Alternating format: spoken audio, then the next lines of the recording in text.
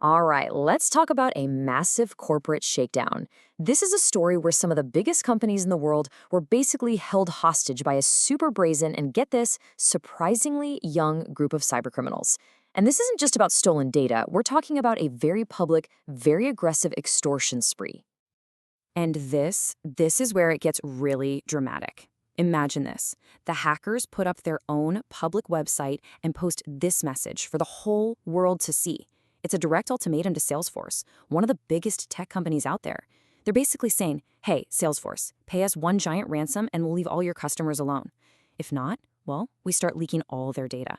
This is high-stakes extortion playing out on a global stage. And make no mistake, this was not an empty threat. Just look at this list of victims. It reads like a who's who of the global economy. We're talking about Salesforce, Toyota, Disney, FedEx.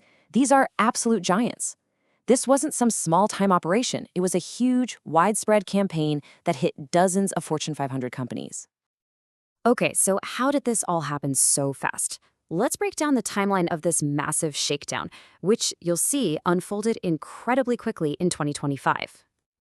It all kicked off in May 2025 with a pretty slick social engineering campaign. By June, Google's own threat intelligence team was already sounding the alarm. But things just kept escalating. By September, the group was bragging about hitting Red Hat and Discord. And then, bam, October hits and that public extortion site goes live, putting dozens of huge companies on notice. Right, so this all leads to the big question. Who are these people? I mean, who has the nerve, let alone the skill, to take on these corporate giants? Well, the answer, it's a little complicated. See, we're not talking about a single organized group here. Think of it more like a mashup. Intelligence agencies see it as a fluid alliance, with members from at least 3 notorious cybercrime crews: Scattered Spider, Lapsus, and ShinyHunters. They kind of team up, blend their tactics and talent, and that's what makes them so unpredictable and so dangerous. But here's the really wild part: their age.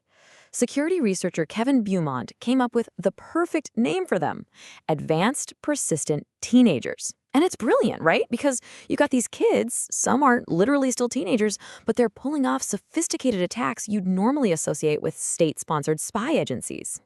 So, where do they all hang out? They seem to come from this digital underworld known as the Com.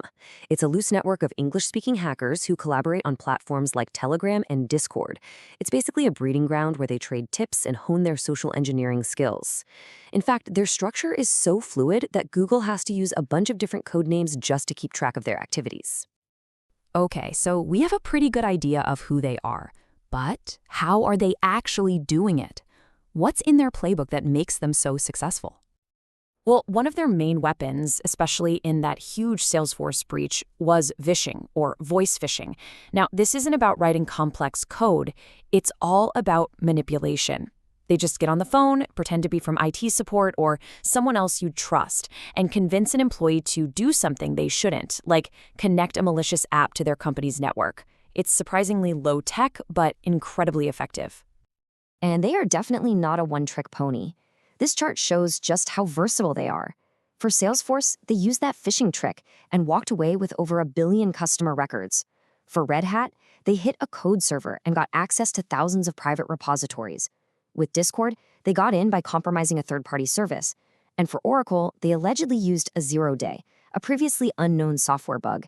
They just adapt their tactics to fit the target. So, their methods are clever, for sure. But what really makes them stand out is just how bold they are. So, just how far are they willing to go to intimidate people and get what they want? Turns out, pretty darn far. They actually targeted the journalist Brian Krebs, who was breaking this whole story, and is the author of our main source here. They came right after him. He, along with employees at the security firm Mandiant, started getting these menacing messages laced with malware. So yeah, this isn't just about money, it's about raw intimidation. And that malware they sent? It's a nasty piece of work called Asyncrat. It's a Trojan you can actually just buy commercially. Once it's on a machine, an attacker gets complete control. It can log keystrokes, steal passwords right out of your web browser, take screenshots of what you're doing. It essentially turns your computer into an open book for them. So, with billions of records stolen and direct threats flying around, what was the fallout from all this? And what happened when law enforcement started to close in on them? Well, it created this classic high-stakes standoff. On one side, you have the hackers demanding that single massive payment from Salesforce to call the whole thing off.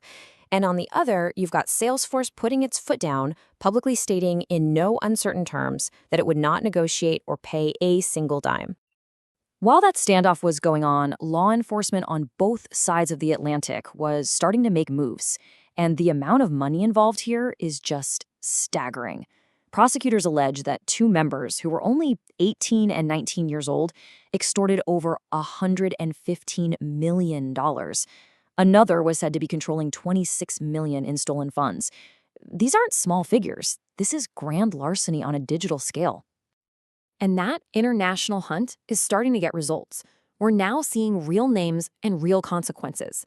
A 19-year-old in the UK is facing charges from both British and American prosecutors. Over in the US, a 20-year-old from Florida was just sentenced to a decade in federal prison. The message from law enforcement is clear. Their anonymity is fading, and justice is catching up. This whole saga really leaves us with a difficult question, though.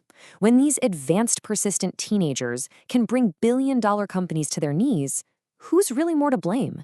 Is it the young criminals who exploited the system, or is it the massive corporations whose security just wasn't strong enough to stop them? It's a debate that really gets to the very heart of modern cybersecurity.